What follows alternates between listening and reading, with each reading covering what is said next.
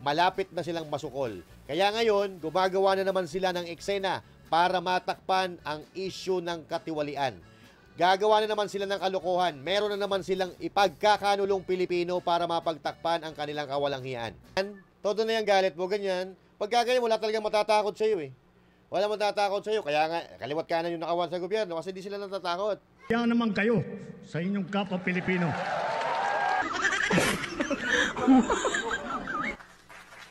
Walang iya, gano'n na magalit yan. And dapat po itong society ko ay umattend talaga sa mga ganitong pagdito. Yes. Kakatayin pa ang budget para sa mga lagay, commissions, SOPs, at iba-iba pang terminong binubuo para sa shares ng mga korap. Hindi nyo po talaga makikita, my dear colleagues. Guni-guni lang kasi ang flood control structure or riverbank protection kung saan dapat nakatayo ang Darcy and Anna project. Ang dalawang ito ay halos pareho lang ang pagmamahal sa pera. Paktay ka na. Napabalita pa nga kamakailan na ang isa sa kanila ay nakakapagpatalo ng daang milyon sa isang kasino dito sa Metro Manila. At eto na nga mga kababayan, Master Judea, nagbabalik na naman. Kumusta po kayo? Okay? Oo. Magandang araw po sa inyong lahat, mga kababayan. At kahapon, punong-puno tayo ng kontrobersiya, punong-puno ng mahalagang balita. Pero of course, yung mga balita na yan ay nagbibigay ng takot doon sa mga kawatan sa gobyerno, kawatang kongresista, kawatang kontraktor, at mga kawatan na nagbubulsa ng pera ng taong bayan. Kaya nga dito sa video at topic na pag-uusapan natin, mga kawatan at kontraktor, pinangalanan, nilantad ang kaswapangan. Abay, bilyong-bilyong piso pala ang nabubulsa ng mga animal na yan, mga kababayan. So, nakakalula po pala ang pera na nawawala sa kaba ng bayan. Pero wala tayong makita na nagagawa nilang mga proyekto para makatulong sa sambayan ng Pilipino. Dahil alam nyo na kung saan napupunta ang mga pondo sa mga dapat na gagawing proyekto. So ngayon mga kababayan, alam na nila natatamaan sila, malapit na silang masukol. Kaya ngayon, gumagawa na naman sila ng eksena para matakpan ang issue ng katiwalian. Gagawa na naman sila ng kalokohan. Meron na naman silang ipagkakanulong Pilipino para mapagtakpan ang kanilang kawalanghian. Mga walang hiya talaga ito, mga kababayan. Wala nang konsensyang natitira sa mga puso. Hindi ko alam kung sino pa mga ginudyos nito. Baka si Satanas na.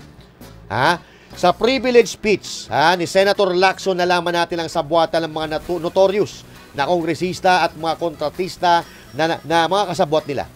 At mukhang nararamdaman na nitong mga kawatan na papunta na sa kanila, papunta na sa pinto nila ang investigasyon, meron na naman silang gagawing collateral.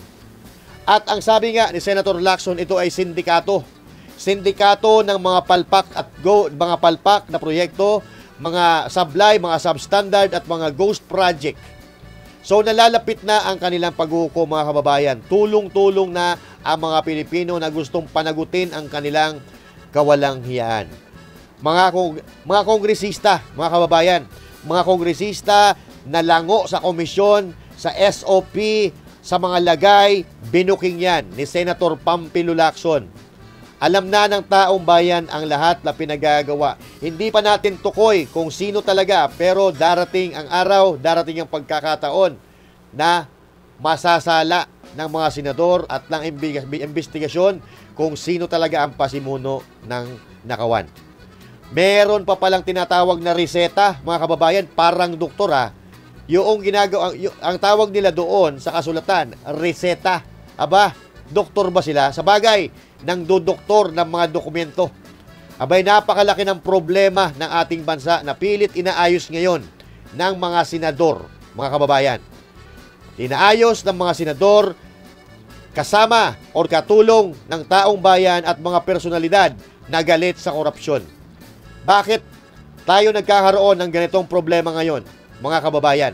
Dahil meron tayong presidenteng walang pakialam or walang alam. Samahan pa natin ang mga politikong kawatan. Abay, naloko na. Yari na, wala ng pag-asa ang bayan. Pag-uusapan po natin yan pagkatapos lang nito. Panateros ay hindi magigiba. Panateros ay hindi nag-iisa. Panateros Banateros ay kami, walang iba. Banateros hanggang sa huli naming hininga. Yan ang Banateros, walang inuurungan. Pag tama palakpakan, pag mali ay babanatan. Yan ang Banateros, boses ng ordinaryong Pilipino. Banateros ay walang makakaawan.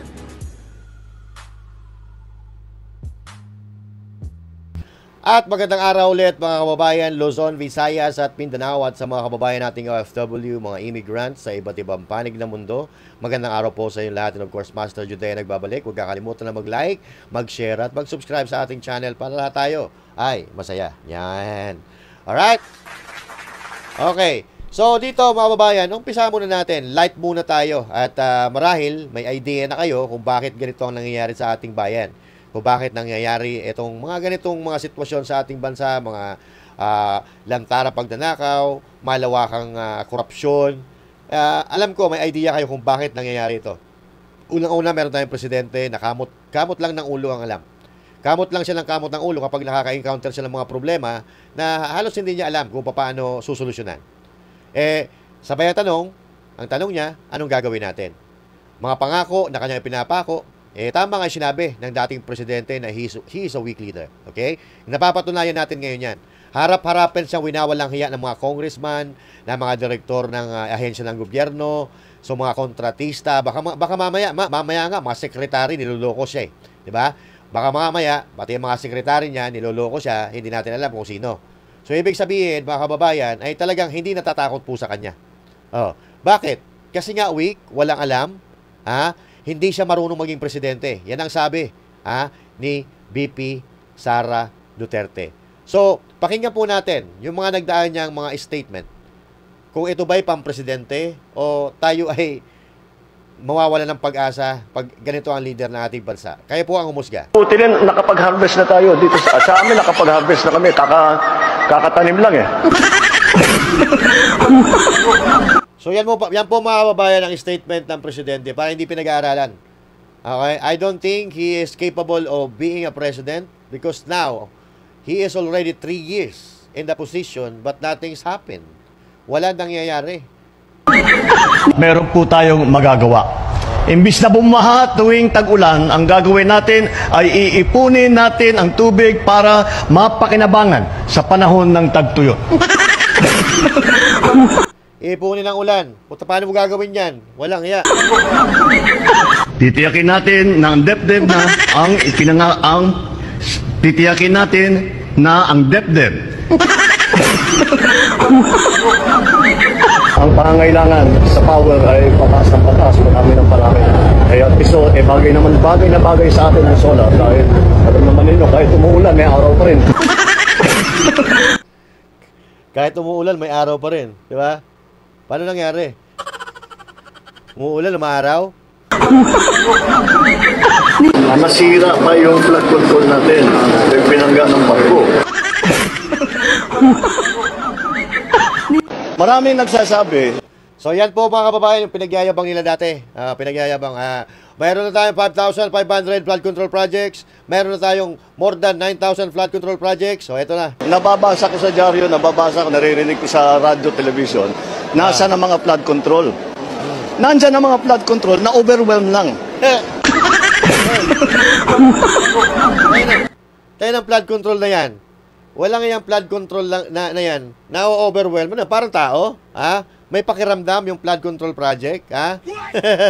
Walang yung mga statement na yan. Sa talangin ko mga statement ba na yan? Pang-presidente? Hindi pang-presidente yan. Yung mga statement na ganyan, pang-tambayan. Yung parang naglulukuhan lang kayo ng mga magkakaibigan kayo sa kanto. So yan, biruin mo. Biruin mo na yung flood control project na nabangga ng barko. Paano? What the fuck? Paano mangyayari na ang flood control mababangga ng barko? Na ang mga flood control dito sa Pilipinas itinatayo sa mga liblib na lugar, sa mga kabundukan, sa mga ilog. Paano makakapasok ang barko sa ilog? Paano makakapasok ang barko sa ilog? Kung isipin mo, tama talaga si VP Sara. Si PRRD, tama rin. Weak, walang alam. Hindi pang presidente kung magsalita, parang tambay lang. Tambay na magaling mag-English. Ito naman si Amy Marcos kasi kung bakit mo ipinilit, ha? Bakit mo ipinilit na ikaw ang higit na nakakakilala sa kapatid mo, bakit mo ipinilit na tumakbong presidente yan? Diba? Bakit mo ipinilit na tumakbong presidente? Ha? So tingnan mo, pati kaming mga botante na marunong pumili ng matinong kandidato, dinamay mo diyan sa mga ginawa mo. Magaling kang Sa talang buhay ko, wala pa akong narinig o nakita na flood control binangga ng barko. Kay Marcos Jr. lang natin narinig yan. Kahit mga eksperto siguro, wala pa silang natatandaan na flood control project na bangga ng barko. Baka pag narinig ng mga eksperto yan, malaglag sila sa kanila mga inuupuan. At isa pa, na-overwhelm daw yung flood control. Kaya bumaha, na-overwhelm. Walang kaya flood control na-overwhelm. Ngayon lang ulit tayo nakarinig niyan. Na-overwhelm yung flood control. Puro kasi kayo yabang. Puro kayo puto ops. Puro kayo press release. Kaya lagi kayo napapact check, lagi kayo napapahiya. So eto, na-fact check na naman siya dito mga kababayan. Napahiya na naman si Bongbong Marcos Jr. Ang sabi niya, nabangga ng barko. Kahit grade 1, di maniniwala na mababangga ng barko ang flood control project. Na-overwhelm ang flood control. Wala rin maniniwala dyan. Oo. Mga kapatid, tama nga ang hinala ni VP Sara Duterte.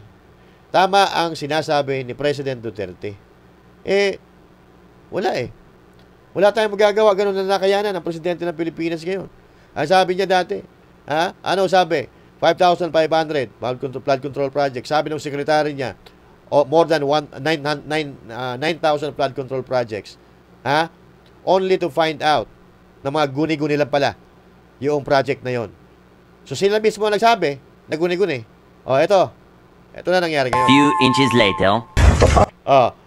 Ano naman, biruin mo, wala talaga. 220 meters, 55 billion. Completed ang record ng Public Works. Walang ginawa, kahit isang araw hindi nagtrabaho, wala kang makita, puntahan ninyo, wala kayong makita kahit na ano. Yan ang sinasabi ko, yung hindi nyo chine-check, yung ipinagyayabang nyo. Siya para kayong, oy, anim ang sisiw ko.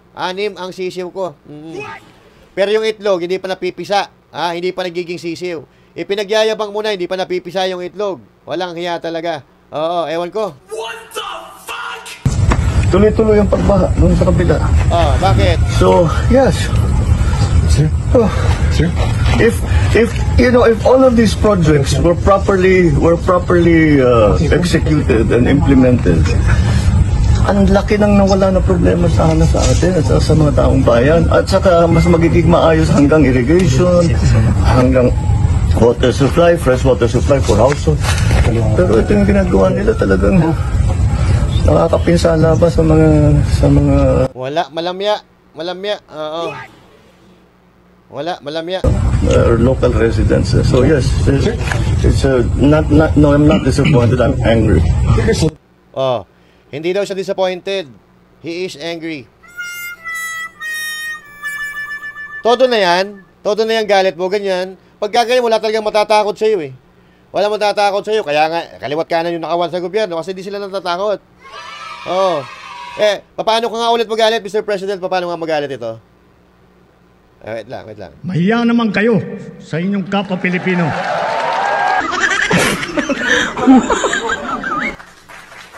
Walang iya. Ganun na magalit yan. Ganun magalit yan mga kababayan.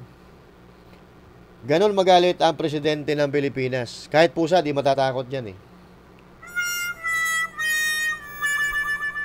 So, akala ko ba na-overwhelm yung baha? Akala ko ba nabangga ng barko? Ano ito pinapakita mo ngayon, Mr. President? Ng mga ghost flood control project. Pero tumama ka rin, isang beses Guni-guni nga talaga. Yan ang sinasabi ko sa'yo, Mr. President di ba? Ngayon, kakamot-kamot ka na naman ng ulo. Kakamot-kamot ka ng ulo kasi inuunan nyo pa kasi yung buka ng bibig kaysa sa gawa ninyo di ba? So, nasaan yung almost 10,000 na flood control projects? Ipinagyayabang nyo yun dati, di ba? So, nasaan na ngayon? Ano gagawin natin ngayon, Mr. President? Hindi naman po pwede na puro lang tayo press release. Puro tayo pictorials na ganyan. Ang dami na, alam namin, ang dami nyo na nang natutuklasan ng mga substandard, mga palpak, at mga ghost project. So, anong gagawin natin ngayon? Maliwanag pa sa sikat ng araw, talamak yung korupsyon eh. Talamak yung korupsyon under your watch. So, anong gagawin natin? Anong gagawin natin? Hindi po pwede yung ganun na magagalit-galitan ka. Yung galit mo parang wala eh. Hindi ka katatakutan ng mga, lalo ng mga kawatan. Yung mga kawatan, mga madudunong yan. Malalakas ang loob niyan. Mukhang wala mga puso yan. Kung gaganyan-ganyan ka, lalamya-lamya ka, wala talagang matatakot sa'yo. Harap-harapan ka ninanakawan ngayon eh. Diba? O eto, pati mga taga Net25, ginagawa na lang katatawanan itong mga nangyayari ngayon mga kababayan eh. Kasi ang alam nila, wala talaga eh. Wala nagagawa yung presidente. Dinadaan na lang nila sa biro. To. Hindi ko masyado naririnig. Yan, naghahanap siya ng lechong manok ba dyan? Lechong manok, pare ko. Inikot na niya yung mga riverbanks. Tignan mo, mukhang kakamot-kamot ang disappointed Pangulo. nga, Sabi ko sa iyo, di ba si San Marcoleta? May hawak akong martilyo dito. Sa anong hawak? Bareta de Cabra, gusto hawakan ng Pangulo kanina. Paano? Ba't kasi dyan siya pumunta? Wala namang talagang tindahan ng lechon. Kasi nga may liblib na lugar eh. Talaga nga nasa bukid nga, itinatago nga, Nelson. Pero kahit na nandyan, nangangalingasaw eh. Alin? Yung halimuyak ng sarap ng ulam. Kasi ibinalita ng mga kababayan natin, mahal na Pangulo, dito po, may masarap na ulam dito. So pinuntahan niya, wala siya nakita? Dininding. Paborito pa naman ng Pangulong dininding. Nakakagalit nga yan. Meron ba tayong tinig ng Pangulo? Nagalit? Sige nga. Pakinggan natin. Pakinggan natin, bakit galit ang Pangulo? Ni Jen yan eh. Bakit ka naniniwala na galit ang presidente? Direct iparinig natin. Well, more than disappointed. I'm actually, I'm getting very angry. It's what's happening here. Ang angry ka na yan, ha? Paano naman? Wala talaga. 220 meters, 55 billion. Completed ang record ng Public Works. Walang ginawa, kahit isang araw hindi nagtrabaho, wala kang makita, puntaan ninyo, wala kayong makita kahit na ano. Tuloy-tuloy ang pagbaha doon sa kabila. So, yes. Sir? If all of these projects were properly executed and implemented, ang laki nang nawala na problema sana sa atin at sa mga taong bayan, at saka mas magiging maayos hanggang irrigation, hanggang water supply, fresh water supply for households. Pero ito yung ginagawa nila talagang nakakapinsala ba sa mga local residents. So anong gagawin natin? Maghanap lang tayo ng baliwag litson diyan sa Bulacan. Kakamot-kamot ka ngayon. Harap-harapan kang tinatarantado ngayon ng mga empleyado mo. Wala kang alam, wala kang magawa. Pero di mo pa talaga alam itong nangyayari na to? Alam mo, Mr. President, pagka ganyan-ganyan, walang mangyayari. You need to show some teeth. Okay? Kailangan mo kailangan maglabas ka ng pangil. Hindi mo pwede yung ganyan. Kahit konting pangil mo lang, ilabas mo. Dahil kung hindi, pinutunayan mo yung sinabi ni PRRD, nawi ka talaga. At pinatunayan mo yung sinabi ni VP Sara Duterte at ni Mayor Basti Duterte na ito yung mga kadramahan lang. At sa bandang huli, magkakaaragluhan.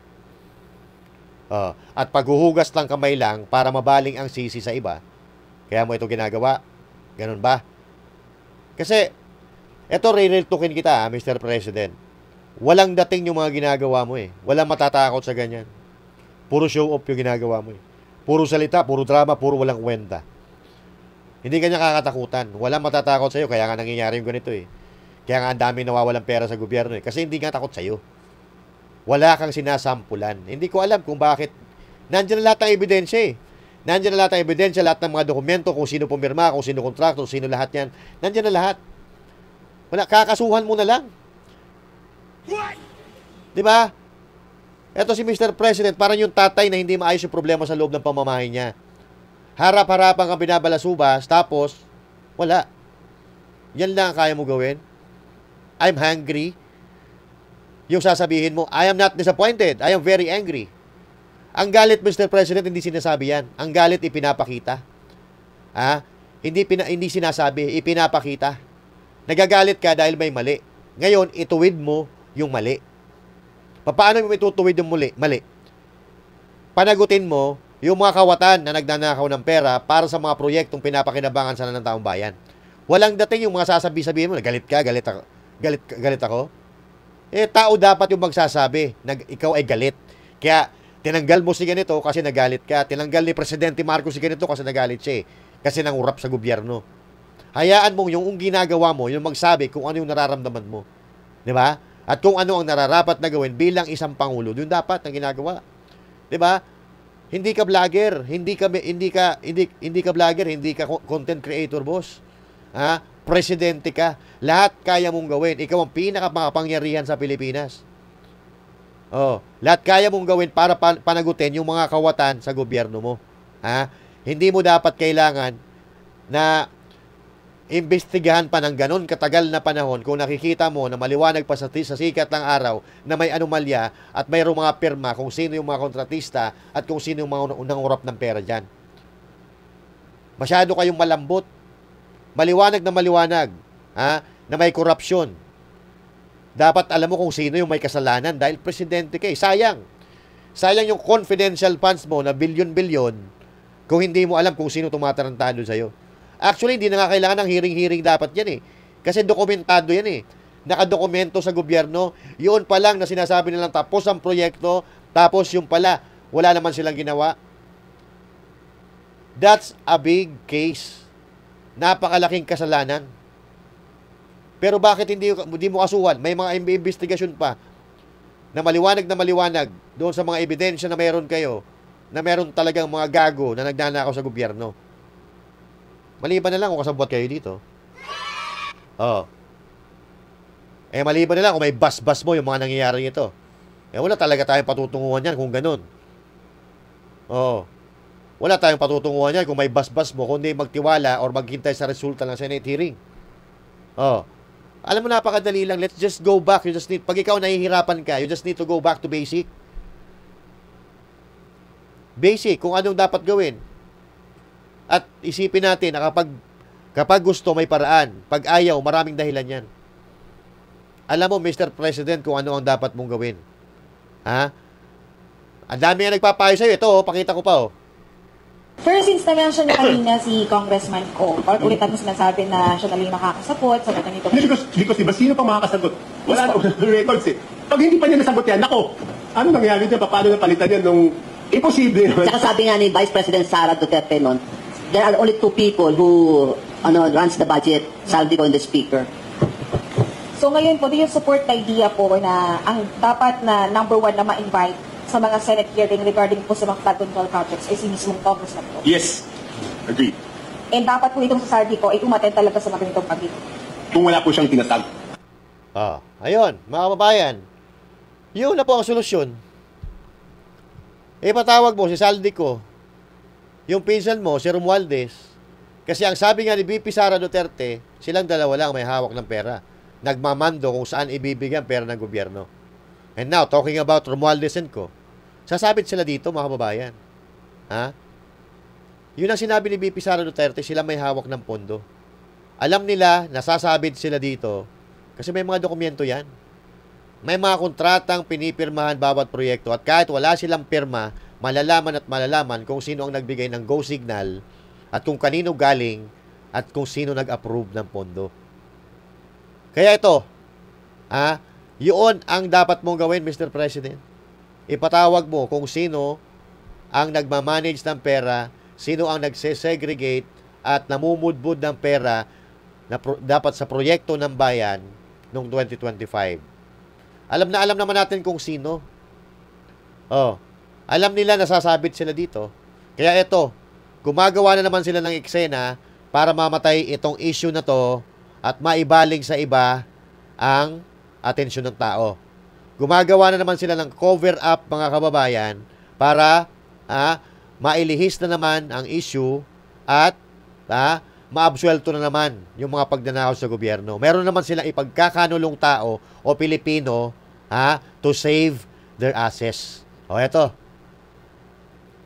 Tora Polo Kiboloy, tumutok na GMA Integrated News, Sally Marifran. Magandang gabi. Magandang gabi, Karen, na hinihingi ng araw ng United States. ang extradition ni Kingdom of Jesus Christ founder Pastor Apollo Kibuloy para harapin ang patong-patong na mga kaso niya doon. Ayon sa ilang government sources na nakausap ng GMA Integrated News na itransmit na raw ng US ang mga dokumento patungkol dito sa Department of Justice nito pang Hunyo. Seryoso raw ang Amerika sa kanilang extradition request at gumagawa na ng mga kinakailangang hakbang kasama ang gobyerno ng Pilipinas para mapaharap si Kibuloy sa hustisya. Alam na rin daw ng Malacanang ang extradition request na ito ng Amerika. Kaugnayan sa patong-patong na mga kaso, kabilang ng conspiracy to engage in sex trafficking by force, fraud and coercion, sex trafficking of children, conspiracy at bulk cash smuggling. Nang tanungin naman natin tungkol dito si Philippine Ambassador to the US, Jose Manuel Romualdez, sinabi niyang isinumite na ang extradition documents ni Kibuloy sa DOJ para sa pagpuproseso. Nakakulong ngayon si Kibuloy sa Pasig City Jail para sa mga kasong qualified human trafficking at child sexual abuse sa dinidinig sa Pasig at Quezon City, RTC. Ayon naman kay Justice Secretary Jesus Cristin Remulla, aalamin daw nila ito. Ayon naman sa kampo ni Kibuloy, wala pa silang impormasyong natatanggap tungkol dito. Putang ina talaga itong mga spin ng mga ano na to no, ng mga mainstream media. 'Di ba? Ang daming kaso ni Pastor Kibuloy sa Amerika. Buti pa kayo alam nyo. Ha? Buti pa kayo alam ninyo. Alintik din kayo makapag-spin ng balita, no? Sabay-sabay pa kayo, puro breaking news. Puro lahat kayo breaking news. O, ito ha. Noong nakaraang araw mga kababayan, parang nakita ko, GMA7, ABS-CBN sa Malacanang. Ano ginagawa nila doon? Ano pinag-usapan nila? Ha? At babalita ko, ibabalik daw ang ABS-CBN, hindi ko alam kung totoo. At ngayon, sila nangungula. Sila nangunguna dito sa pagpapalabas ng balita. Puro breaking news. Nagkataon lang ba ito o plinano? Ha? Huwag kayo basta-basta maniniwala sa mga bayarang media. Ha? Wala naman tayong sinasabi kung sino mga bayaran, pero mag-iingat tayo. So ngayon, gagawin nilang collateral damage si Pastor Apollo Kibuloy para dito naman mabaling ang atensyon ng tao. Mamamatay yung issue sa flood control projects, tapos pag-uusapan si Pastor Apollo Kibuloy na naman. Bayan na ganito tayo trataduhin ng gobyerno. Ha? Hindi tayo nagre-revolusyon. Ipinapahayag lang natin ang ating nararamdaman. Ha? At karapatan natin bilang Pilipino na ipilabas ang galit at ang opinyon nararamdaman natin kung tayo ay merong hindi nagugustuhan. Papayag po ba tayo na may isang Pilipino ulit na kanilang ipagkanulo? Papayag po ba tayo dyan? So let's forget about differences. Let's forget about religion. Let's forget about life status. At the end of the day, pare-pares tayo mga Pilipino. Huwag tayong papayag na paulit-ulit silang magkanulo ng mga Pilipino para mapagtakpan yung mga kawalang hiyaan nila. Ginawa nila yan kay PRRD, alam nyo. Ginawa nila yan sa dating presidente na hindi nila masapawan, hindi nila maungusan, hindi nila mapantayan. Selos na selos sila dahil hindi na nakaupo sa Malacanang, mahal pa rin ng taong bayan. Kaya ayun, ipinakidnap nila si PRRD at ngayon nakakulong si PRRD. Walang maipakitang ebidensya na lumabag si PRRD sa batas. At parehong-pareho ang ginagawa nila kay Pastor Apollo Kibuloy at kay PRRD. Isang taon na nakakulong si Pastor Apollo Kibuloy pero wala silang mapatunayan. Pero bakit ayaw nilang palabasin si Pastor Apollo Kibuloy? Kasi mapapahiya sila dahil sa mga haka-haka, mga tanim witness, mga kasong mga bintang ni Hontiveros na binayaran ng mga testigo. O yun, si Rini nga mismo nagsabi, di ba, na binayaran siya ni Hontiveros para tumistigo laban kay Pastor Kibuloy, laban kay PRRD, laban kay VP Sara Duterte. Di ba? Hindi ako miyembro ng KOJC, Nagkataon lang nakilala ko sila. At alam namin kung ano pagkatao meron ang mga taga-KOJC. Ang totoo, mga babayan, lahat ng ito ay politika. Hindi nangyari yung unang plano nila. Hindi nila na-impeach si VP Sara Duterte. Bagkos, si VP Sara Duterte patuloy na minamahal ng tao. Kasama ng mga Duterte, mga kaalyado ng mga Duterte. Sa kabila ng panggigipit nila, sa kabila ng pambabalasubas nila sa mga Duterte, mas minamahal pa rin ang mga Duterte kaysa sa kanila. These are all politics, mga kababayan. At ang nagiging biktima dito, hindi yung mga taong ginigipit nila, kundi pati tayong mga ordinaryo Pilipino. Dahil hindi na sila nakakapag-focus doon sa mga trabaho nila, dahil nakafocus sila doon sa mga pangarap nila, sa mga kritiko nila, kalaban sa politika, napapabayaan na nila. Hindi na nila nagagawa na maayos yung mga trabaho nila dahil sa pamumulitika. Eto, ang daming nawawalang pera sa bansang Pilipinas dahil sa politika. Ngayon, nalalagay sila sa alanganin. Kaya ito, balak na naman nila gumawa ng eksena para maliis ang istorya. At ilihis tayo doon sa tunay na issue na maligtas na naman sila sa kasalanan na ginawa nila. Pero tingin ko, mga kababayan, wala na. Gising na ang mga Pilipino dahil kahit anong gawin nila, hindi na mapipigilan ang investigasyon ng flood control project dahil galit na ang mga Pilipino. Tumutulong ng taong bayan, mga ordinaryong taong bayan, nakikipagtulungan na para mapanagot itong mga kawatan sa ating lipunan na dahilan ng paghihirap ng ating bansang Pilipinas. Tandaan natin, mga kababayan, ito ang tunay na issue. Yung mga magnanakaw sa gobyerno, ninanakaw nila ang kaban ng bayan. Yan ang tunay na issue. Huwag natin titigilan ito dahil kapag walang napanagot, wala na. Wala nang mangyayari sa bansang ito.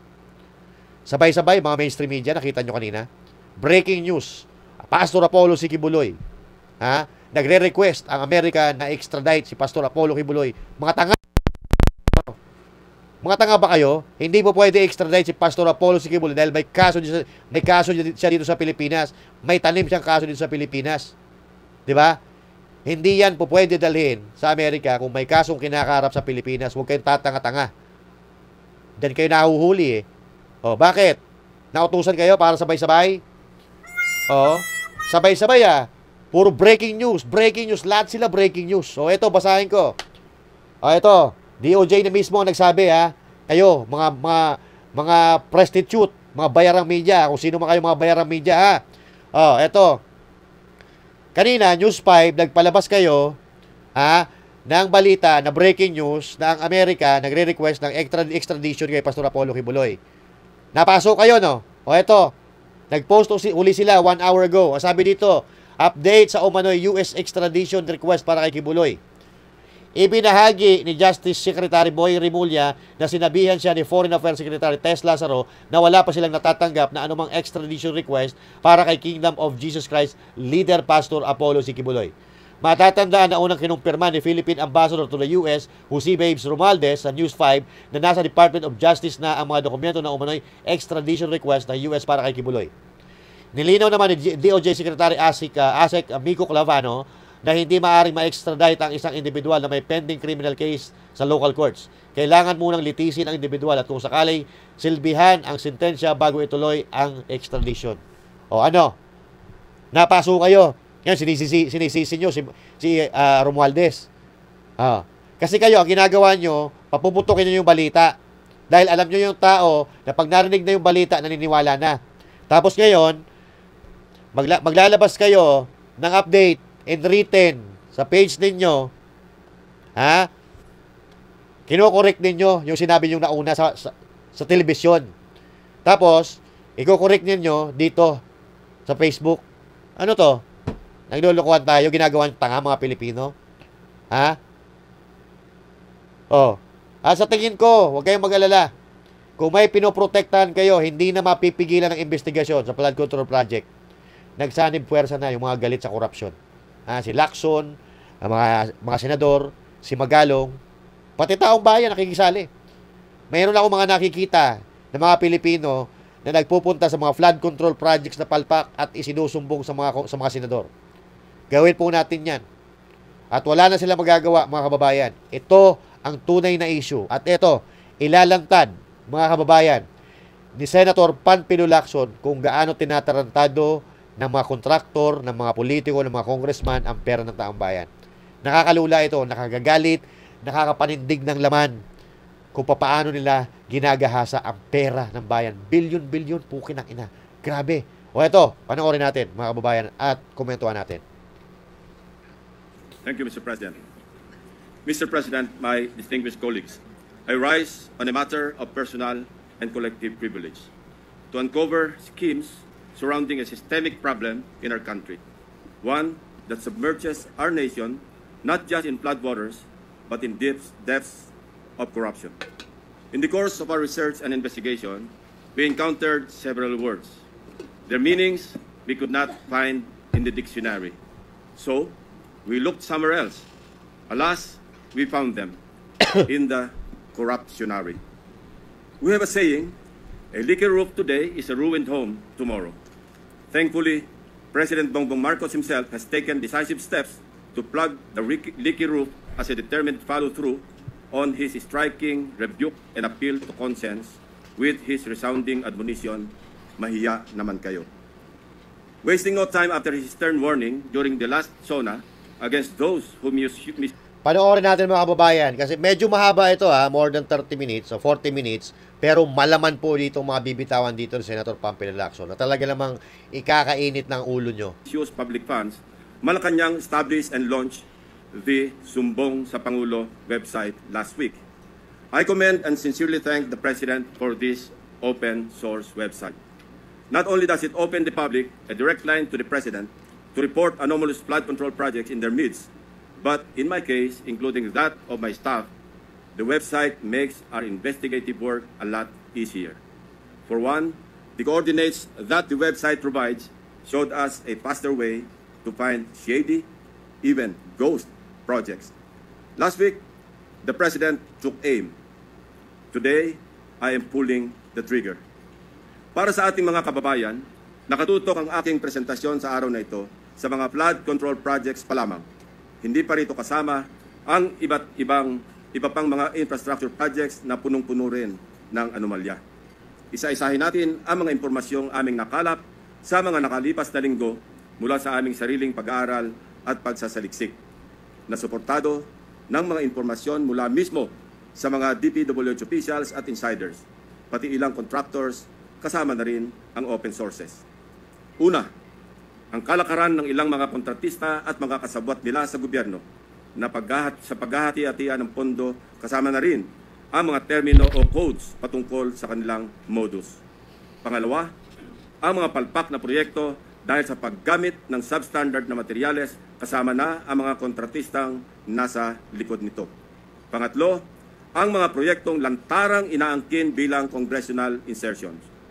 Pangapat, ang patuloy na pagbaha sa iba't ibang lugar na narating namin kahit taon-taon ay paulit-ulit na binubuhusan ng bilyon-bilyong pondo.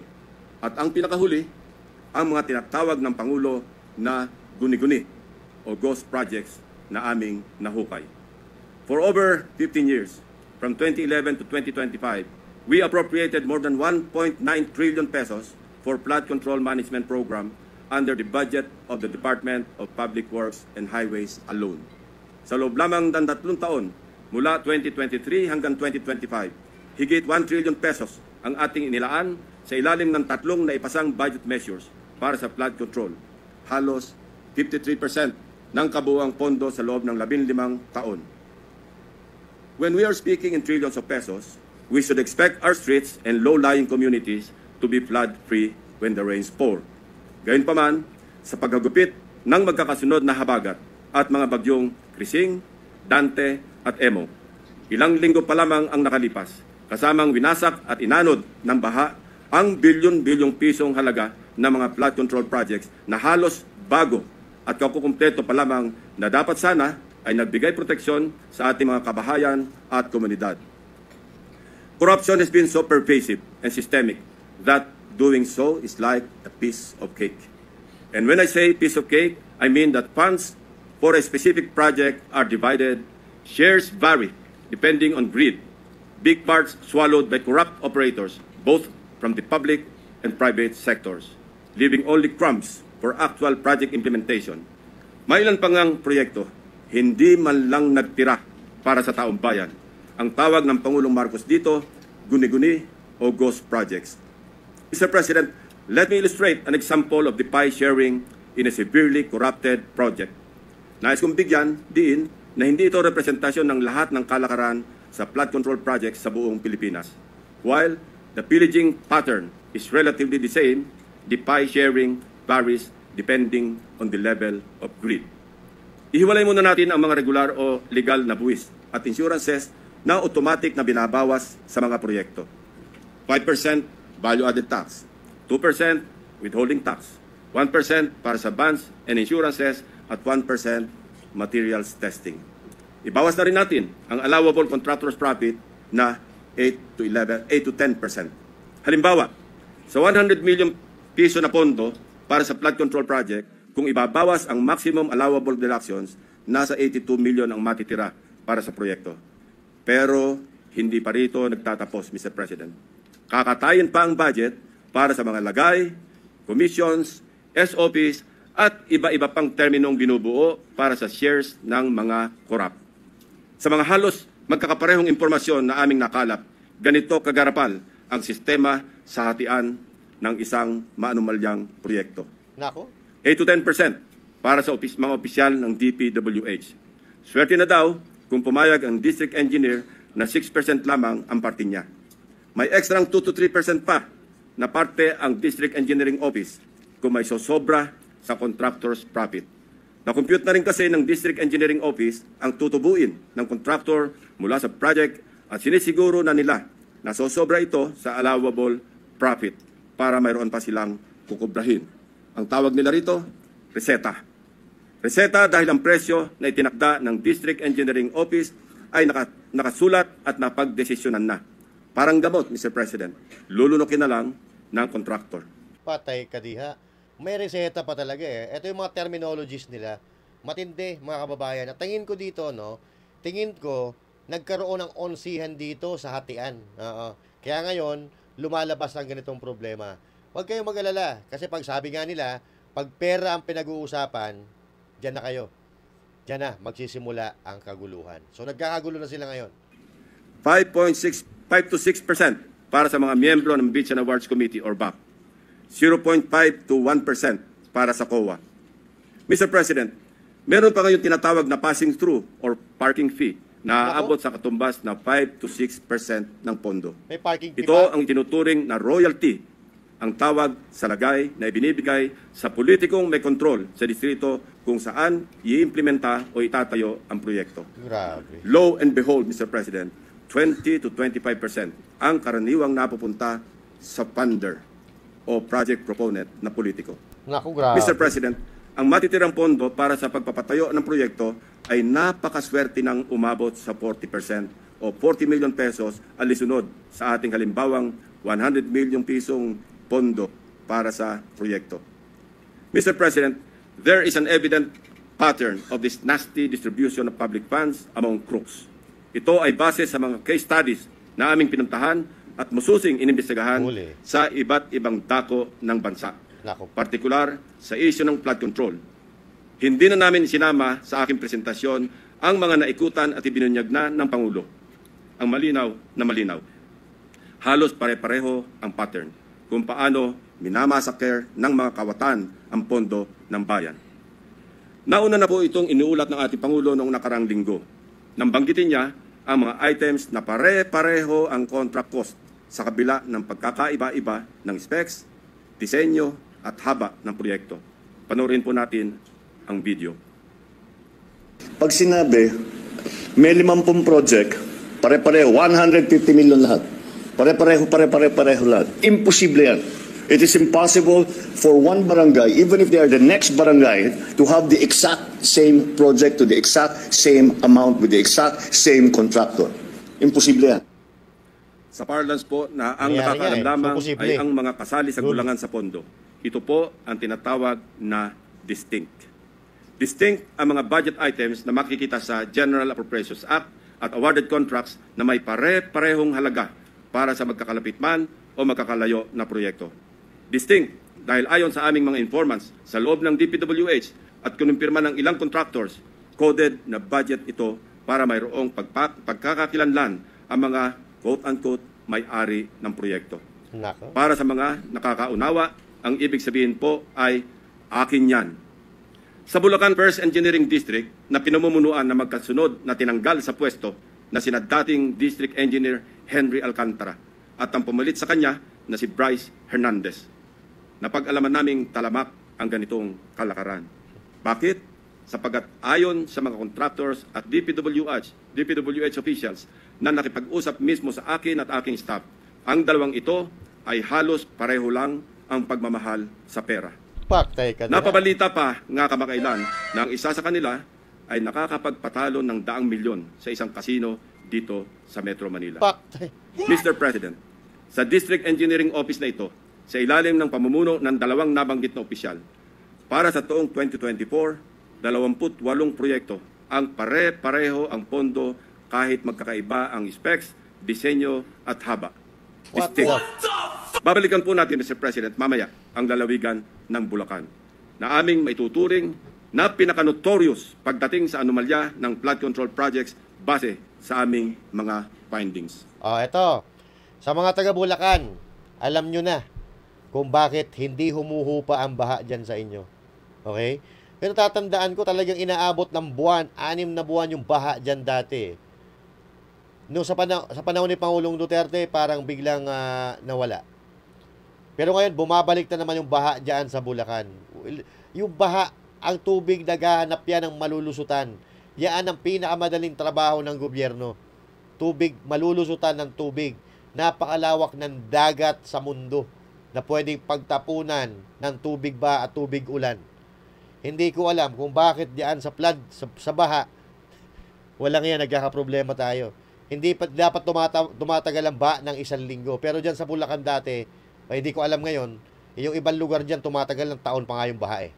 Unahin muna natin ang kaso ng questionabling flood control project sa lalawigan ng Pampanga. 4 years now, the riverbank mitigation project in Candating, Arayat, has been the face of a failed flood control project. Tuwing umuulan, panay ang aray ng mga taga-Arayat sa pag-apaw ng ilog na hindi mapigilan ng flood control. Mr. President, binisita ng aking mga staff ang Arayat nitong nakaraang 2 linggo lamang na tinamaan din ng hagupit ni Emong at nagdulot na naman ng pagguho ng ilang bahagi nito. Paktay. Take note, Mr. President, katatapos lang ng panibagong repair nito noong lang Hunyo ng kasalukuyang taon, 2025. Sa itsura ng structure, tila baga hindi binibigyan pansin ng gobyerno ang Candating. Pero kung babalikan natin 1 taon pa lamang ang nakakaraan o noong Agosto 2024, may gumuho ng flood control matapos mahagupit ng monsoon. Mr. President, a review of the budget books shows that we started funding the construction, rehabilitation of slope protection along Pampanga River, Candating, Arayat, Pampanga, way back in 2018. Let me give a rundown. In 2018, we already spent 20 million pesos on a project for the construction, rehabilitation of slope protection along Pampanga River, Candating section, Arayat. Kalaunan, nasira. Since then, it has become a cycle, Mr. President. We used the people's tax money to repair it in 2023 for a contract price of 91.6 million pesos. Patay. Grabe. 2018, ang ginastos lang nila 20 million pesos. 2023, ang ginastos, grabe, 4 na doble. What the fuck? Pero, 1 taon pa lang, sira na. Mas malaki yung ginastos, pero mas mabilis na sira. Walang Diyos. It was repaired again by another year's tax money in 2024. This time, not once, but twice. 91.8 million for phase 1 and 91.4 million for phase 2. Nako po. 2018, 20 million. 2023, 91 million. 2024, 2 doble na 91 million. What the fuck? Matindi kayo What the fuck? Walang kabusugan. What? Take note, 20 million pesos lang ito sa una at original construction. If the original construction cost was only 20 million pesos in 2018, why did the repair cost balloon to 350% or 91 million in 2023 and another 183 million pesos in 2024 or an overall increase of 815%? Aba, at nawili na ang funder ng Edmarie Construction na siyang palaging nananalong contractor sa Candating, Arayat, Pampanga. Oy, Edmarie, lakas mo at 2024. Naglagay pa ulit ng 100 million pesos ngayong taon. Buti na lang, pinigil ng Malacanang ang pag-release ng pondo. Distinct then, but in a very distinct way. As I mentioned earlier, all of these were awarded to the same mighty contractor, Edmarie Construction and Trading. In total, Edmarie bagged 274.8 billion pesos in taxpayers' money for the rehabilitation and repair of Candating na tila hindi nagsasawa sa kari repair. Hindi lang po yan ang issue ng Edmarie. Grabe. How can this contractor, with an unusual share of controversies, including being delisted as DHSU builder in 2023, be trusted to rebuild its own consistently collapsing project, which has evidently come with great cost and loss to the government? Ito ang problema dyan. Bakit laging Edmarie, palpak naman yung gawa? Kung ito gumawa ng 2023, nasira, pinagawa ulit ng 2024, 2025, ano? Common sense. Ikaw, pag nagpagawa ka ng bahay, palpak yung pagkakagawa, hindi tumagal. Kukunin mo pa ba yung dating kontraktor? Hindi na. Pero bakit dito, yung pa rin? Kayo na mag-isip. What the fuck? Paulit-ulit ang pag-repair, ngunit ganito pa rin ang kalagayan sa kandating Arayat. Arayat ko po. Arayat ko Mr. po. President, magtungo naman tayo sa Hilagang Luzon, partikular sa probinsya ng La Union, kung saan matatagpuan ang Bawang River Basin, na kung saan matindi ang congressional insertions. Sa tulong ng mga concerned groups and individuals, napansin namin ang bilang ng flood control projects na bagamat wala sa National Expenditure Program noong 2024, ay biglang tumubong parang kabute sa General Appropriations Act ng nakaraang taon. Halimbawa, ang construction of flood control structure along Bawang River Basin. 2 items lamang na may tig 50 million pesos ang nakalaan sa bahagi ng Nagilian. Samantalang, ang bayan ng Bawang ay wala pong proyekto sa National Expenditure Program. Abracadabra, sa naipasang 2024 General Appropriations Act, nagkaroon ng 10 items na nahahati mula Package 1 hanggang Package 10 na may tig 98 million pesos ang biglang umusbong para sa Nagilian. Sa kabuuan, ang 10 packages na ito ay umabot sa 967.4 million pesos. Halos 1 bilyon piso kumpara sa 2 tig 50 million lamang sa 2024 NEP.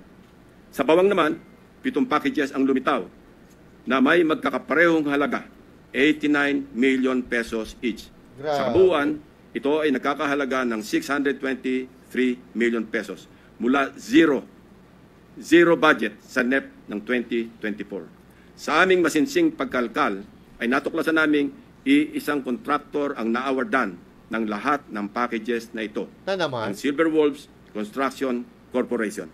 Distinct pa rin, distinguished colleagues. Ito ang nabanggit kong pork barrel insertions kanina, Mr. President. Meron pang mas matinding congressional insertions. Ipapakita ko sa inyo. Baco at Nauhan, Oriental Mindoro. Aguila, congressional insertions. Ito po yung napag-usapan natin doon sa nakaraang video natin. Nagalit na galit yung governor. Mr. President, when flood control projects fail to stand against the tides, we are compelled to question the feasibility of the project and the technical capacity of the contractor. But what if an elected congressman or a political group claims ownership of the project? Is it not both proper and necessary to scrutinize their motivations and examine the extent of their involvement, and perhaps to hold them responsible?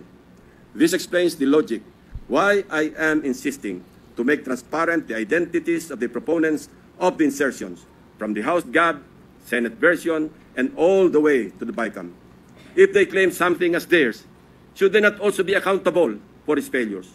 Mr. President, I raise the question because of the evident congressional banners we observed alongside many projects in Nauhan and Baco, both in Oriental Mindoro.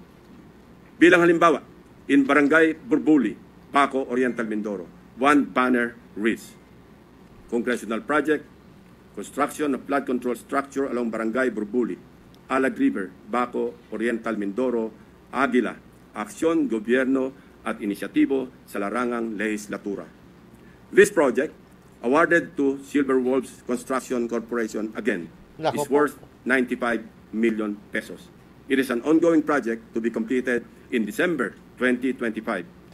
This project is so important that it can turn stones and get funding approval under the unprogrammed appropriations of the 2024 national budget.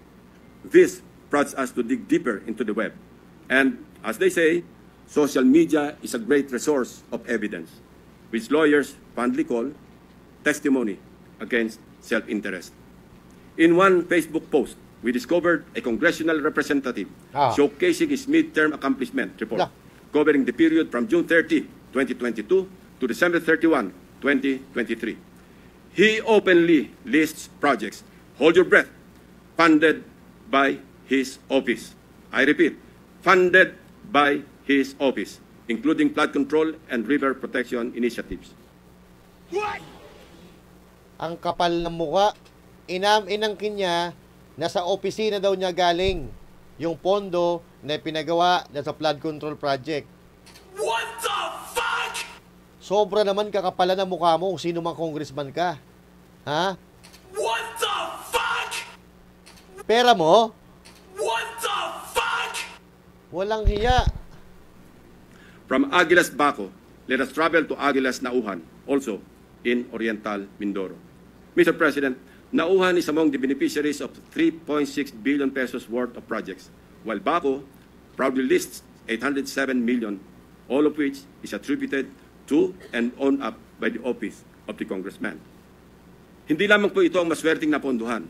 Isa pa sa pinagmamalaki ng mapag-angking congressman ay ang flood control structure sa Butas River upstream, Barangay San Jose, Nauhan, Oriental, Mindoro. We took time to visit the project, Mr. President, which he referred to as a national project through congressional allocation. The project was awarded to Raymond Builders for 231 million pesos. At hinugot pa rin ito sa unprogrammed funds. Dalawang projects na po ito ng Aguila na natuklasan naming mula sa unprogrammed funds. Isa sa Barangay Burbuli at isa sa Barangay San Jose. Walang hiya. Kaya pala napakalaki ng unprogrammed funds. Diba? Yung sa PhilHealth, kung matatandaan nyo, at yung iba pang mga pera nanggagaling sa ibang ahensya, ipinaglalagay nila sa unprogrammed funds. So dito pala nanggagaling at dito pala nagsisimula sa unprogrammed funds ang nakawan. Uy, favorite yan ng tambaluslos Sa tagal ko na rin pong nagbubusisi ng pambansang budget, ang pagkakaalam ko po, masalimuot ang proseso ng paggamit ng unprogrammed appropriations under the Special Purpose Fund para mag-augment sa ilang items under the regular budget. Hindi po madaling ma-access ito. Dapat A, may excess revenue collections, or B, new revenue collections, or C, those arising from new tax or non-tax sources, or D, approved loans para sa foreign assisted projects. Mahaba din ang requirements dito, Mr. President. So, ano kaya ang taglay na agimat ni Congressman? What gives, Mr. President, kung saan may multimillion projects, dumadapo ang Aguila. Nako. Pero lubog pa rin sa baha ang nadadapuan ng Aguila. Isa lamang po ito sa napakaraming banners at social media posts ng congressional insertions ng mga politiko na naglipana sa iba't ibang bahagi ng bansa. Mr. President, ituloy na po natin ang diskusyon tungkol sa aming mga obserbasyon sa lalawigan ng Oriental Mindoro. Without taking anything away from the good but suffering people of this province on the legitimacy of their needs due to its high flood susceptibility, I want to speak of the billions of appropriations for flood control projects poured into this province in Luzon's eastern flank. Mr. President, when someone gets the largest share of the pie, we naturally ask why, especially if such a prize comes from the taxpayer's tab. In Oriental Mindoro, for example, we wonder why among its 14 municipalities, one town tops the bill. Sa pagsalo ng buhos ng pondo, nauna 10 billion. ang Nauhan. Nauhan, Oriental Mindoro received a sweeping 55% of the province's 2025 flood control budget. Grabe. Matindi ang power ni Congressman. Di ba? So ilang barangay yan? 1, 2, 3, 4, 5, 6, 7, 8, 9, 10, 11, 12, 13 barangays. Pero yung kalahati ng kabuuang budget ng probinsya ng Oriental Mindoro napunta lang sa isang barangay. May magaling. Malapit sa kusina, 'di ba? Malapit sa sa chef. Katumbas ito ng 10 bilyong piso para sa flood control projects ng bayan ng Nauhan pa lamang. Fair enough, given the coastal topography and of the municipality, which includes its lowland plains and extensive river systems such as mag-asawang tubig, Nauhan, and its people badly need flood control interventions. However, the magnitude of its budget allocation in the last 3 years alone, amounting to approximately 19 billion pesos and nearly doubling each year, raises concerns regarding Nauhan's curious case. Even before the provincial governor of Oriental Mindoro blew the whistle, so to speak, on what he alleged as anomalous flood control projects, we had already dug deep in our study, literally sifting through years after years of appropriations for these projects. True to form and with due diligence, I immediately dispatched my staff to Oriental Mindoro to verify the data we gathered about Nauhan and to validate the governor's claims. Mindful of political bumps we may encounter, my directives are clear.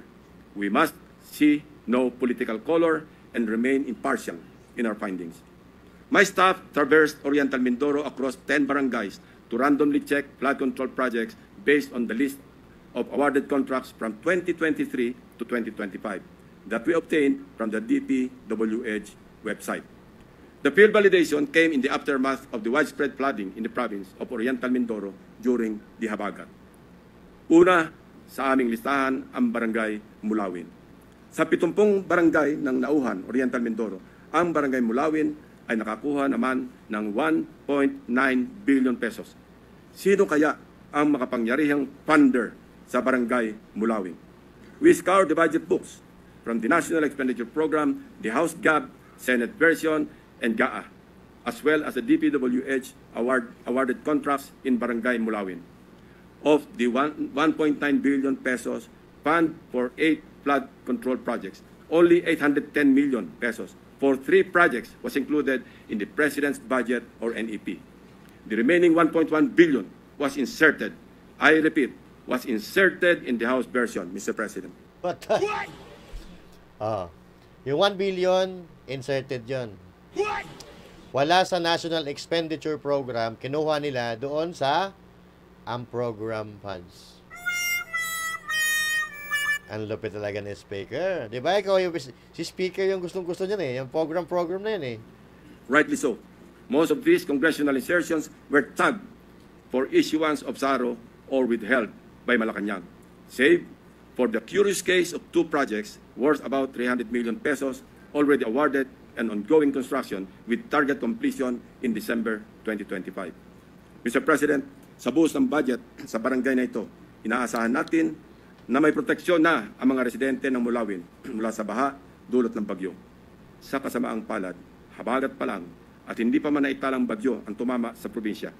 Gumuhuna ang ilang parte ng mga diking pinaggastusan ng daang milyong piso. Inagos na rin ng tubig, baha, ang bilyong pisong danyos ng nasirang flood control. Grabe. Ito mismo ang parehong barangay na gustong inspeksyonin sana ni Governor Dolor noong nakaraang Sabado lamang, kung saan napabalita ang pagharang sa kanya ng security personnel sapagkat ayon daw sa kontraktor ng proyekto, kinakailangan ng written approval mula sa DPWH bago makapasok ang sinuman sa construction area. Mabuti na lamang, napuntahan na rin po ng aking team ang di umano'y restricted area na ito noong unang linggo pa lamang ng Agosto. Actually, pinagbawalan din ang aking staff na lumapit sa proyekto. Pero sapat na ang kuha ng aming drone upang makita ang mga depekto ng construction dito, na halatang gusto ng naturang kontraktor na isikreto dahil sa ginagawang paghahabol upang kumpunuhin at remedyohan ang palpak na proyekto at mapagtakpan ang kanilang kapalpakan. We are willing to submit our drone shots and other pieces of evidence to assist in the investigation and prosecution of those involved in these anomalous projects. Mula sa aming sariling footage, kitang-kita ang mga bahagi ng road dike na ginawa noong 2024 na gumuho. Ang nakikita niyong flood control project ay nagkakahalaga ng 204.8 million pesos na base sa official record ng DPWH ay completed project na nito lamang Pebrero 2025. Grabe. Halos 3 buwan pa lamang ang lumipas, Mr. President. Gayunpaman, kabago-bagong proyekto, gumuho na agad ang dike dahil sa nakaraang bagyong Krising, Dante at Emo. Kasama ang lagpas 200 milyong pondo na inalaan dito. Inanod yung 300 million na pondo.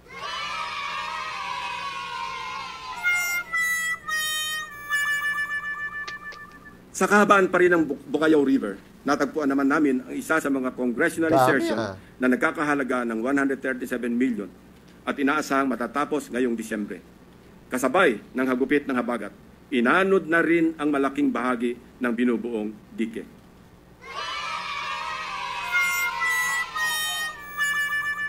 Puro anod ah. We heard grim stories about why these structures fall easily. From the improper embankment mix of gravel, sand, and stones, sheet piles cut in half, and lower-grade reinforcement steel bars. Tinipid, sinadyang minali, at shortcut ang pagkagawa. Sad reality, Mr. President, is mayroon na rin silang standard para sa substandard. Standard o substandard? Substandard na nga. Ginawa pang standard. Ay putsa, ang gulo ah. May standard na sila sa substandard. We go to another top-billing barangay, Barangay Tagumpay.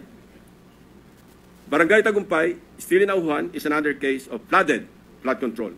Sa taong 2023 at 2024, halos abot kamay na ng mga taga-Barangay Tagumpay ang tagumpay na layunin nitong maging ligtas sa mga pagbaha dahil sa halos 2.55 billion piso na pondong nilaan dito. Binubuo ito ng 10 proyekto sa paggawa ng road dike sa mag-asawang tubig at Bukayaw River. Sa ulat ng gobernador na bineripika ng aking mga staff, ang mga bahagi ng bilyones na proyektong ito, 2 beses na pong nasira ngayong taon. Ang pinakamalala nitong nakaraang bagyong Emong.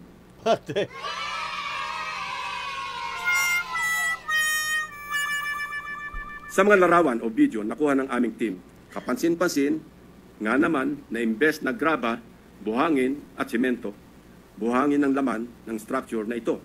Kaya naman, ayon din sa mga residente, sa sandaling magkabutas, mabilis na pumapasok ang tubig at kinakain ang ilalim. Sa aming pag-imbestiga, hindi rin daw di umano masusunod o nasusunod ang dapat na lalim ng pagbabaon ng mga sheet piles na magiging suporta ng buong road dike. Isa pa sa nakita namin, ang Barangay Inarawan, na dumanas rin ng pagguho ng bahagi ng river dike. Sa aming pagsisiyasat, isa ang barangay na ito sa pinakamaraming buhos ng proyekto noong 2023 at 2024. Tumabo po ito ng 1.764 billion piso para sa construction ng road dike sa kahabaan na mag-asawang tubig.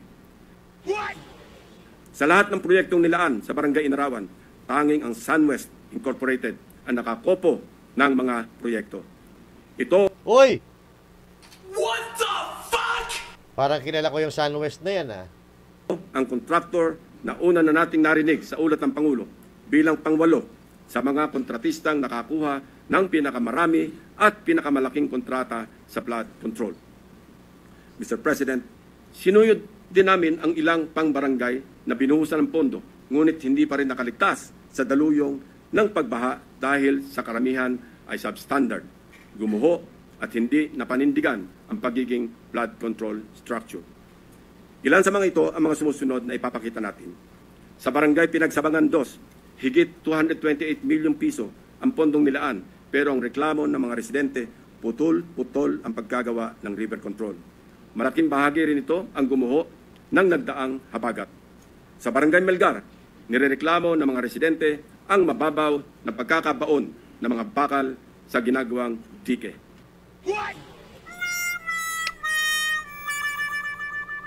Lugi sa inyo.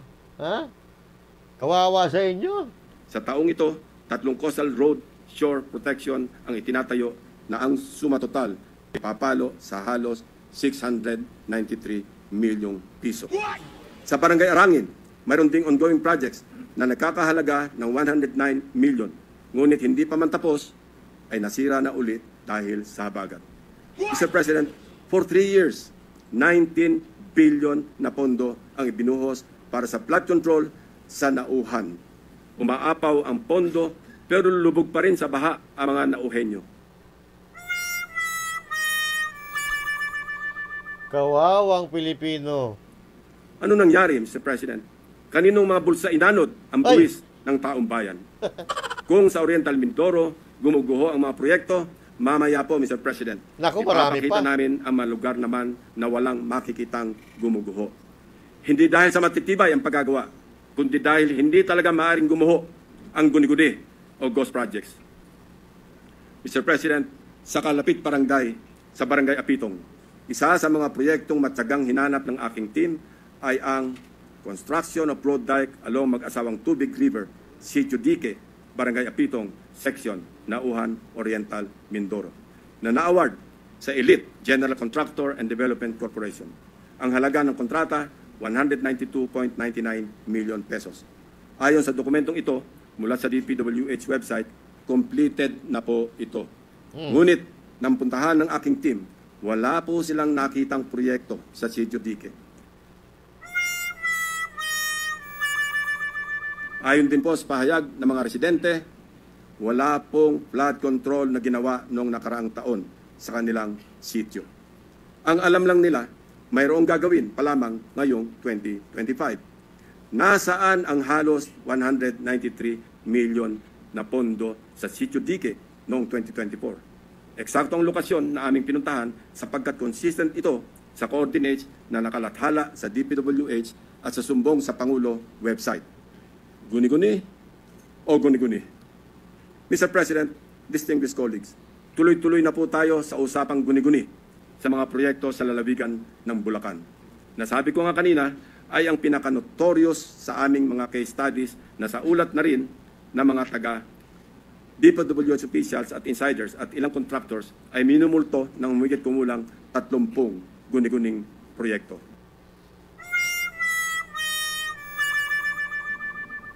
Una sa aming pinuntahan, ang siyudad ng Malolos, kung saan kitang-kita ang labis na pagbaha sa kabila ng una ng napaulat na buhos ng pondo sa probinsya.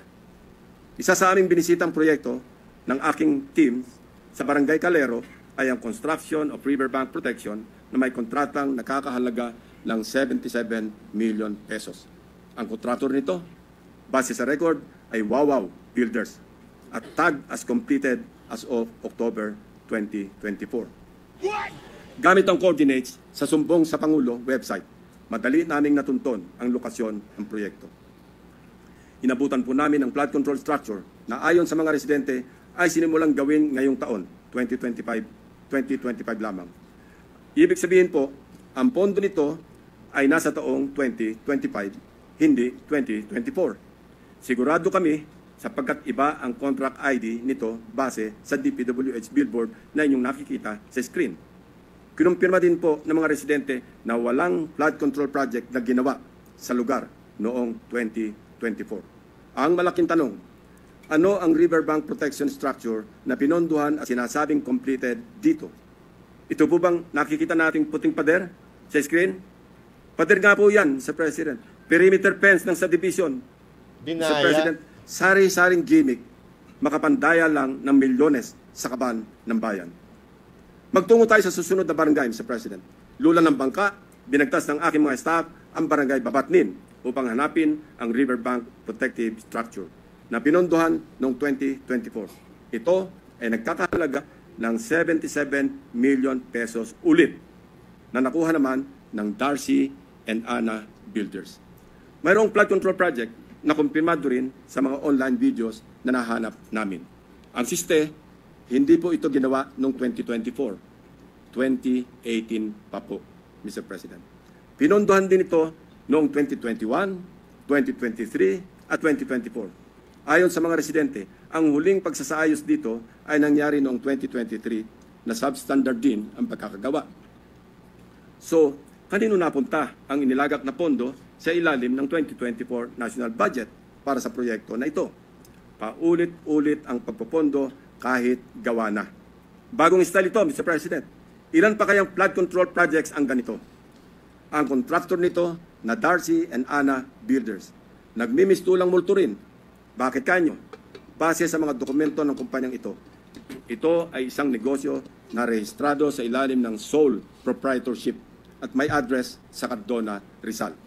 Sa pamamagitan ng simpleng pag-search sa Google Map, ay madaling makita ang gusali kung nasaan ang nasabing negosyo. Subalit, napuntahan ng aking team ang address. Ang kanilang inabutan ay gym at e-payment store sa halip na construction company.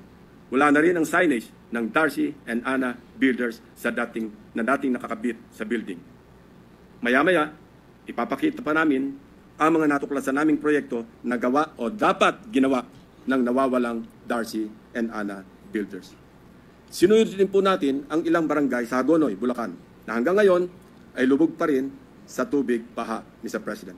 Gamit ulit ang sumbong sa Pangulo website, hinugot namin ang exact grade coordinates ng proyektong aming nakita para tiyakin na sakto ang lokasyon kung saan tayo napadpad. Mr. President, the first subject project was in Barangay Carillo, Hagonoy, Bulacan, supposedly completed on April 19, 2024. It was awarded to Darcy and Anna Builders and Trading for a sweeping price tag of 77.199 million pesos na naman. Mr. President, gusto po ba ninyo makita ang itsura ng isang 77.199 million pesos worth na riverbank protection structure? Tingnan po natin. Nasaan na nga ba? Ewan ko, Mr. President, dahil wala tayong makita. Kahit ano pang suyod ang gawin namin, hindi namin makita o mahagilap ang flood control project ng Darcy and Anna Builders. Why, Hello, grabe. Darcy. Ang Anna Hello, Marcy. and Anna, nasaan ng flood control? Tumawid naman tayo sa Barangay Abulalas, sa bayan pa rin ng Hagonoy. Silipin natin ang tatak Darcy and Anna Builders Flood Control Project.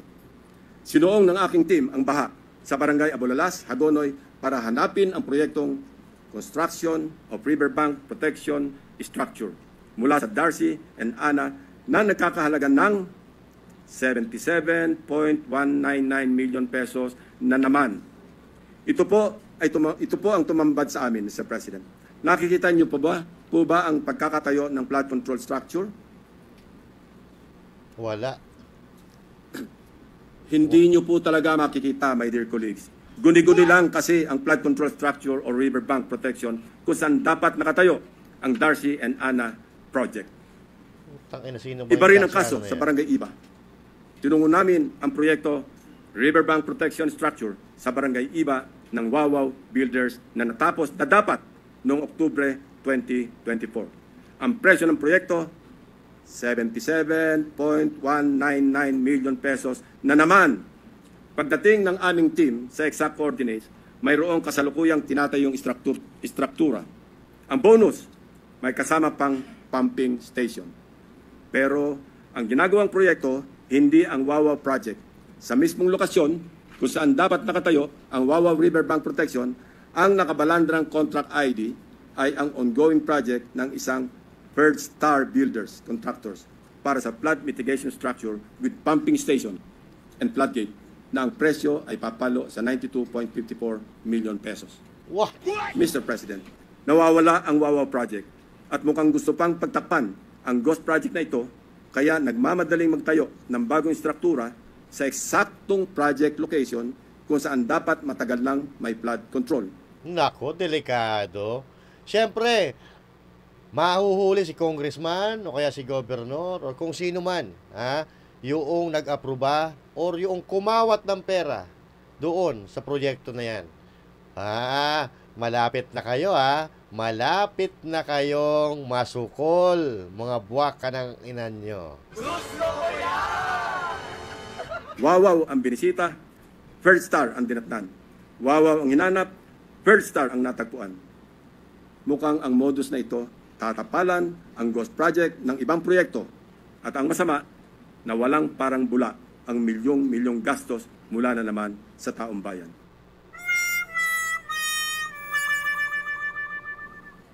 Sa Barangay San Nicolas naman, iba ang forma at hulma ng Ghost Project. Binisita namin ang proyekto ng Wawaw Builders na ang halaga ay 77.199 million pesos na naman ang nasabing proyekto. Sinimulan daw noong Pebrero at natapos noong Disyembre 2023.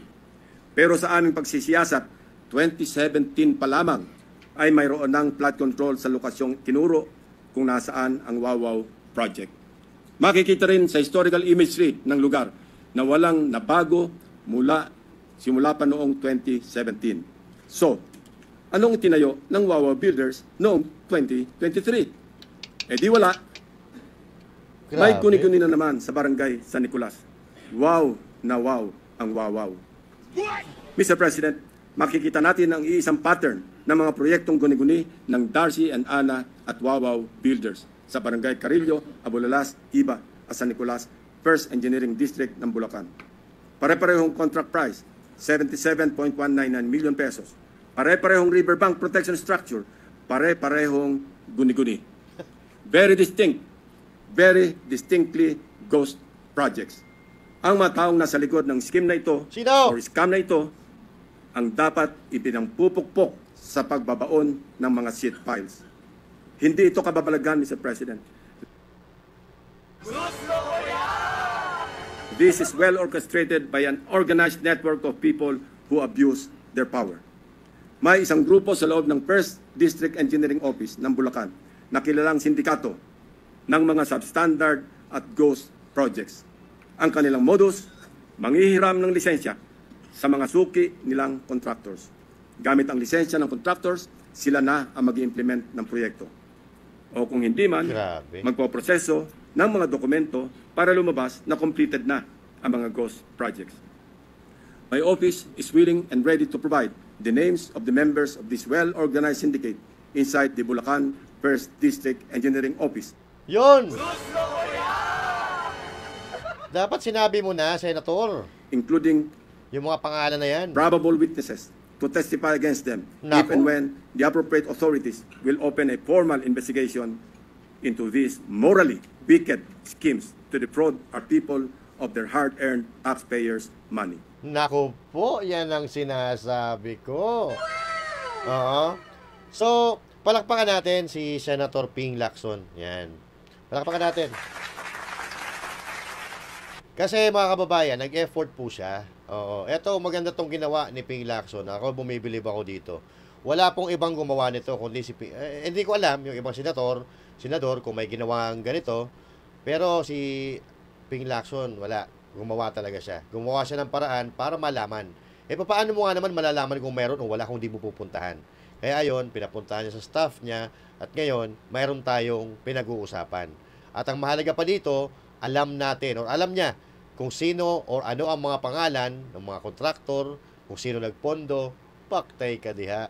Sa tingin ko medyo parang kung ako sa inyo tatakas na kayo. Oo, tatakas na no para no? Oo.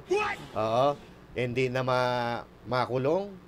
Kasi malapit na matuntun, malapit na sa pinto ninyo ang investigasyon. For the information of the body, inikot at siniyasat din po namin ang ilang mga proyekto sa Kabikulan, Nawa Peninsula, Western Visayas at Central Mindanao. Kasalukuyang ginagawa pa ang validation ng aming findings para sa mga susunod na investigasyon. Mr. President, my distinguished colleagues, we all heard President Marcos Jr. in his rare, exasperated, confrontational tone during his fourth SONA last July 28.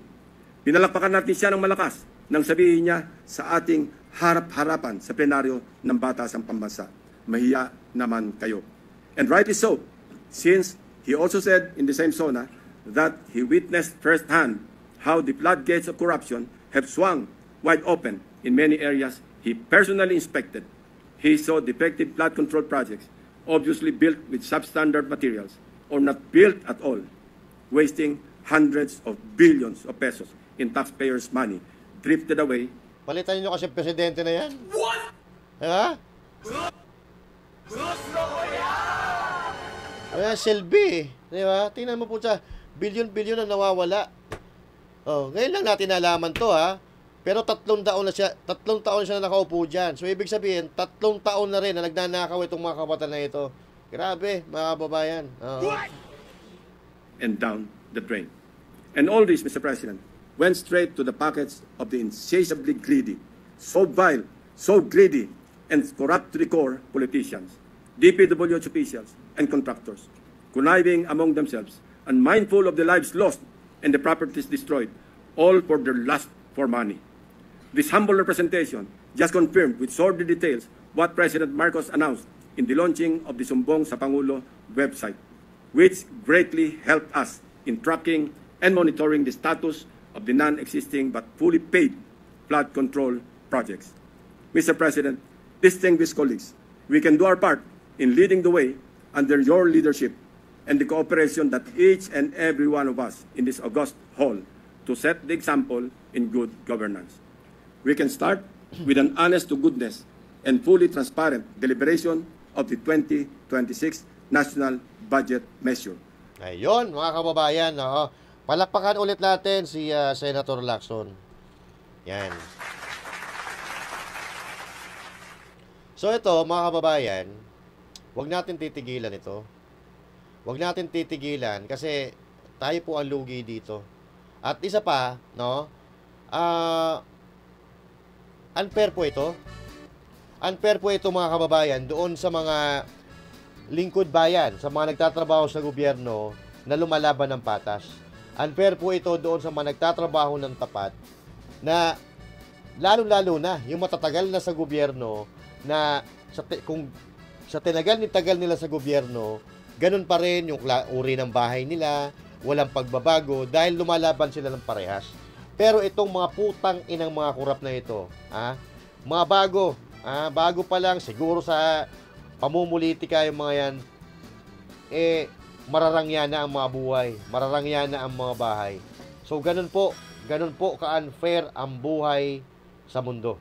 At palakpakan din natin yung mga empleyado ng gobyerno na naglilingkod ng tapat at hindi nagnanakaw sa mga Pilipino. Palakpakan natin. Oo. At dapat wag natin titigilan itong mga demonyong mga kurap, mga kawatan, mga tampalasan, mga walang hiya. Dapat may managot talaga. Dahil ito ang mga pukin ng inang dahilan na ito. Ito ang dahilan, itong mga pukin ng ina na ito. Kaya hindi umuunlad ang ating bayan. Dahil sa bulsa lang nila napupunta ang pera na dapat na pinapakinabangan ng mamamayan o ng proyekto na magpapaganda sa Pilipinas pero nawawala dahil sa mga demonyong katulad ng mga kurakot na ito. So mga kababayan, huwag natin titigilan to. Marami tayong kakampi natin ang Senado at wala, nakakagalit ito mga kababayan na ipinipresenta ni Senator Ping Lacson sa atin. Grabe. Kung ikaw nagbabayad ka ng buwis, ikaw kinakaltasan ka, buwan-buwan, kinsenas katapusan, kinakaltasan ka ng buwis sa sweldo mo, tangina, dapat magalit ka dito. Dapat hindi mo palalagpasin dito. Dapat hindi natin pinapayagan ito. Luging-lugi tayo dito, mga kababayan. Sila, wala naman silang, hindi silang hihirap dito actually. Lalo-lalo na yung mga ghost project. Wala silang pinaghirapan dyan. Hinakot lang nila yung pera ng gobyerno, pinaghati-hatian, pinabayaan nila yung ating mga kababayan na nakalubog sa baha, samantalang sila, masasarap ang tinutulugan, hindi inaabot ng baha. Hindi ko nga alam kung may konsensya pa yung maputang inang yan. Diba? So, yun, mga kababayan. So, i-comment niyo kung ano ang inyong saloobin dito sa topic natin at abangan po natin kung ano pa ang mga susunod na pasabog ng mga senador natin. At dito pa lang sa Bulacan, mga kababayan, napag-alaman natin 30 na flood control ghost project ang natuklasan ni Senator Ping Lacson at ng kanyang staff, ng kanyang puwersa. So mga kababayan, magkita-kita po tayo muli. And once again, this is Master Juday saying thank you. God bless you all, and to God be the glory. Magandang araw po sa inyo lahat.